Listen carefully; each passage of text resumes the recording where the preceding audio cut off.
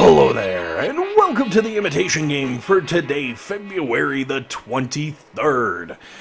That's right, I decided to go old school and drop an Imitation game. Partially because I was trying to get some footage for the Boom Beach Supremacy tournament, and I was way too early. It turns out people hadn't done their hits. So I was like, alright, well I got this time set aside to do some video action. What am I gonna do with this? And I decided, you know what?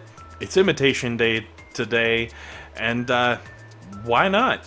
And I figured if I'm gonna go old school, bustin' Phil's face in, or I guess his base more than his face, but bustin' Phil in, I'm gonna do it old school with the tanks, even though right now the warriors are so ridiculously OP, with everybody's favorite buddy, Bull It. I was like, nah, I gotta stay true to something. I don't know, just doing it for fun. What do you want from me? So, as you can see, the hero I am dragging along is, of course, Bullet, because, well, Bullet just always has an incredible use. Like I was talking about the warriors earlier with Bullet. You throw Bullet down with a couple of taunts, and you can destroy most bases. Not every base, but most bases pretty safely. And you know, when we had the speed serum, I miss the speed serum so badly. I really do. It was ridiculously OP. I fell so in love with it. I don't know. Maybe that's what Supercell should do next, instead of having endless reserves where you can pay a couple of bucks every month and then, you know, have troops repopulate all the time, which is nice.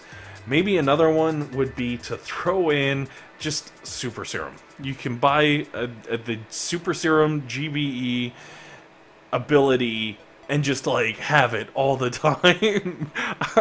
Because I don't know about anyone else, but I sure would pay for that.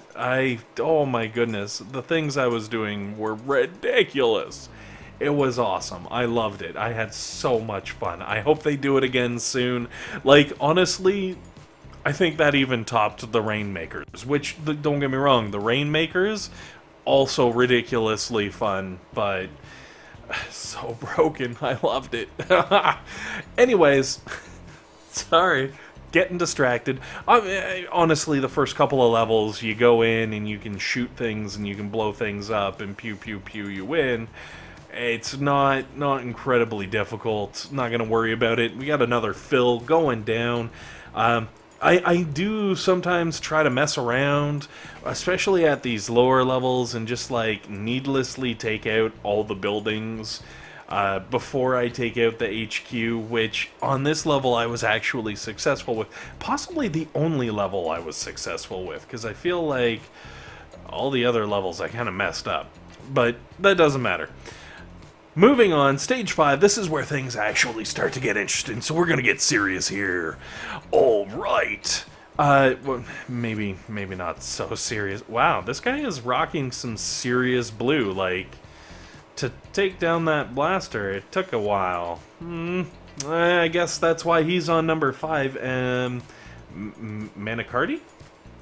Manicotti. I don't know. It sounds Italian. Maybe I'm completely wrong. Maybe it's something else, but it also sounds kind of like Mandalorian armor. So for all I know, maybe it's something to do with George Lucas. The Manicotti armor. Hey, sorry. Anyways, oh, man, I miss Italy. Speaking of trips I've taken, obviously I am back from Hawaii, which is where I had disappeared to, and which is why for the last little bit I haven't been dropping the regular videos. Holy smokes. It was good. I enjoyed myself. Let's just leave it at that. Moving on to Phil on Stage 6. I'm not gonna lie to you, I was looking at this base and I was like, what? Just because I don't know, like, I'm pretty sure most people know that if you make an inappropriate base, Supercell will rearrange it into a heart if someone reports that it's like an inappropriate thing. And when I saw this base, I was kind of like, I wonder if he had an inappropriate base and Supercell redid it as a heart, or is it supposed to be a heart? Like, was the intention of Phil to make a heart-shaped base? And I kind of was just like, I didn't really think much of it when I first started the attack, but it was right around this part in the attack where I started realizing, oh snap, there is some sneaky business going on with this heart-shaped base. You can actually see them with my troops. And now, granted, I just kind of let the troops roll forward. I'm sure I could have, you know, flared everybody back down into the right spot and whatnot. But, like, with the way the base is shaped and where he has his defenses, it really spreads your troops out finely. And if you are relying on bullet, like I am, to take out all those boom cannons, doom cannons, regular cannons, sniper towers, whatever else, when they start getting spread out like that and you've got these boom cannons on either side, it can get pretty nasty. So I gotta give it to Phil. That is a sneaky base. At first I thought it was just for looks, and I was like, I don't know, whatever. But having gone through it, bravo. I really like that base. That was awesome. And then we've got Harl. I guess that's kind of like Coral, but without the zombies. So, Coral. Sorry.